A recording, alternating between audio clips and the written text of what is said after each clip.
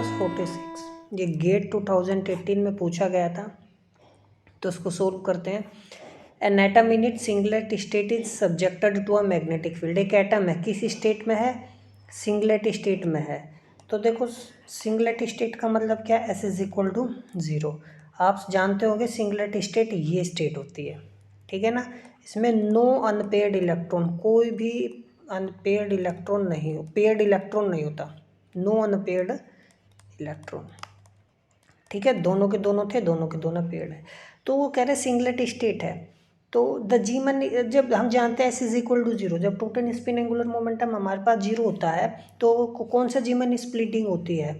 कौन सा जीमन स्प्लिटिंग होती है? हम पढ़ चुके हैं, हमारे पास नॉर्मल जीमन स्प्लिटिंग होती है, नॉर्मल जीमन स्प्लिटिंग होती है। ये मैंने थ्योरी में आपको अच्छे से कराया। When S is included, when electron spin is included, हमारे पास एनोमलस जीमन स्प्लिटिंग होती है।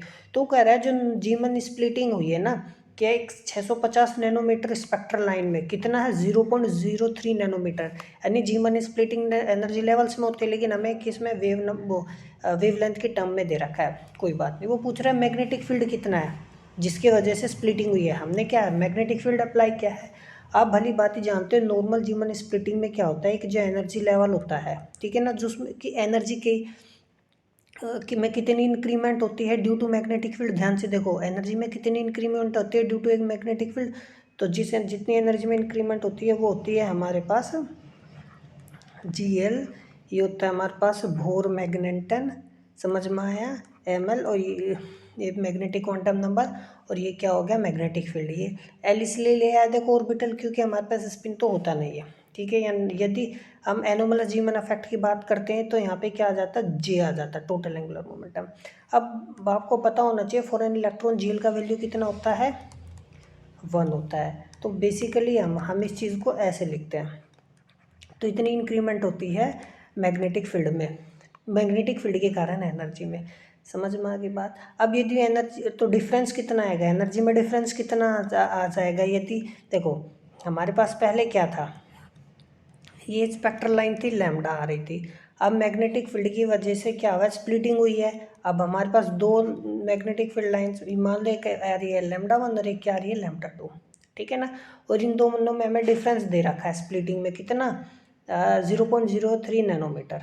तो देखो डिफरेंस कितना आ जाएगा? देखो दो, एक एनर्जी लेवल हमें ये गिवन है, तो डिफरेंस को हम क्या लिखेंगे? ये बोर मैग्नेटन हो गया B, और ये डेल ml। समझ में आया? चेंज इसी की वजह से तो होगा। अब देखो तो डेल ml हमारे पास क्या होता है? 0 प्लस माइनस के 1। ये क्या होता है? ये एक्चुअल लाइन के लिए होता है ना। यदि मैं इसके लिए 0 कर दूँ तो स्प्लिटिंग तो कुछ हुई नहीं, समझ में आया क्या कह रहा है? तो ये एक्चुअल लाइन के लिए होगा। और प्लस माइनस 1 कब होता है? जब एक्चुअली में स्प्लिटिंग होती है, जो मैग्नेटिक फील्ड की वजह से होता है। तो इसका वैल्यू मेरे पास प्लस माइनस 1, कहने का मतलब है सिंपली मेरे पास ये आ गया, ठीक है। कोई डाउट है? कोई डाउट नहीं होना चाहिए। अब हमसे वो ये जो हमें ना, ये नैनोमीटर में कितना दे रखा है? ये नैनोमीटर की टर्म्स में दे रखा है हमें, नैनोमीटर 0.03 नैनोमीटर। तो मेरी वेवलेंथ की टर्म्स में स्प्लिटिंग दे रखी है। तो देखो हम क्या जानते हैं एनर्जी कितना होती है? hc/λ। तो एनर्जी डिफरेंस कितना आ जाएगा? hc/λ² del lambda. डिफ्रेंशिएशन क्या है? इसको मैं यदि यहाँ पे यहाँ रख दूँ HC डेल λ/λ², तो ये आ गया हमारे पास, ठीक है। कोई डाउट है? डाउट नहीं होना चाहिए। बोर मैग्नेटन का वैल्यू क्या होता है? H/4πm। इसका एक इसका वैल्यू होता है, बोर मैग्नेटन का वैल्यू होता है। देखो H से मैंने H काट दिया। कोई डाउट है? नहीं होना चाहिए। और यहाँ से यदि मैं मैग्नेटिक फील्ड की बात करूँ तो जो मैग्नेटिक फील्ड मेरे पास आ जाएगा, ये इधर ऊपर क्या जाएगा? 4πmc डेल लैम्डा, ठीक है। और ये नीचे E, और ये आ गया λ²। तो बहुत ज़्यादा सिंपल है। मैग्नेटिक फील्ड तो हमसे पूछ रखा था। तो ये कितना हो गया? 4। देखो ये जो फॉर्मूला बना है ना, ये बेसिकली आप लोगों को क्या है, देखो मैं इसको बताता हूँ। ये बेसिकली इसको क्या करते हैं, मोस्ट ऑफ आप हर जगह कहीं भी देख लो ना, आपको ना ये फॉर्मूला इस फॉर्म में आपको रटवा दिया जाता है और नहीं बताया जाता कि ये आया कहाँ से है। 4π, ये सी मैं यहाँ नीचे ले आता हूँ, ठीक है ना। ये एक्चुअली में लॉरेंज यूनिट होती है, ठीक है ना। 1 लोरेंज यूनिट, ये 1 लोरेंज यूनिट, समझ में आया, ठीक है। तो ये 1 लोरेंज यूनिट होता है। तो आपको रटवा दिया जाता है कि इससे कभी आए तो ऐसे निकाल लेना। तो आप मैंने आपको डिटेल में बता दिया है कि करना कैसे है, ठीक है ना। तो अब यहाँ से हमसे मैग्नेटिक फील्ड पूछ रखा था, तो मैग्नेटिक फील्ड कितना आ जाएगा 4 पाई एम सी डेल लैम्डा, और ये लैम्डा स्क्वायर। अब देखो 4 इंटू में पाई का वैल्यू रख देते हैं 9.11 into 10⁻⁻31 mass of electron, velocity of light भी हमने रख दिया, और डेल लैम्डा, यही हमें जो इस जीमन स्प्लिटिंग दे रखी है कितना 0.03 नैनोमीटर, यानी 10⁻⁻9। लैम्डा स्क्वायर हमें कितना दे रखा है 650 नैनोमीटर इंटू 10⁻⁹ हो जाएगा, यानी स्क्वायर का स्क्वायर मल्टीप्लाई, ये हमारे पास क्या है चार्ज ऑन एन इलेक्ट्रॉन, तो 1.6 इंटू 10⁻⁻19।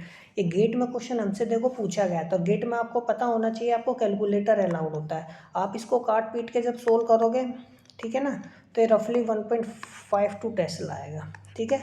कैलकुलेशन मैं आप पर छोड़ता हूँ, अब 2 दिन के बच्चे नहीं हो कि आपको ये सीधा काट पीट के बताया जाएगा कि 4 से 1.6 को काटो 0.04 आएगा, 3 इंटू 0.03 की मल्टीप्लाई करो 0.09 आएगा, फिर 0.09 के 9 में करो 81 समथिंग आएगा, फिर 81 की 3.